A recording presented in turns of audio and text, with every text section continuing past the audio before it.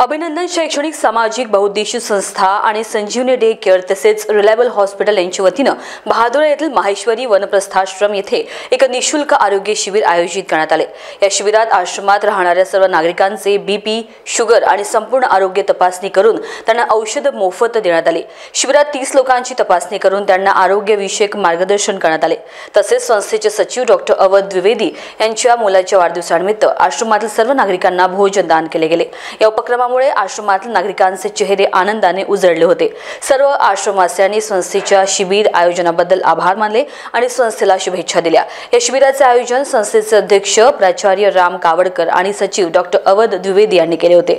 आरोग्य तपासणीसाठी doctor Devendra Belkhode, doctor Umesh Mishra, doctor Pankaj, doctor Adinath Munde तसेच राहुल भोयर, सोनम द्विवेदी, अर्चना कावडकर, छाया बेलखोडे, मिश्रा मॅडम व इतर पदाधिकारी उपस्थित होते। India news 224 bureau report, Nagpur.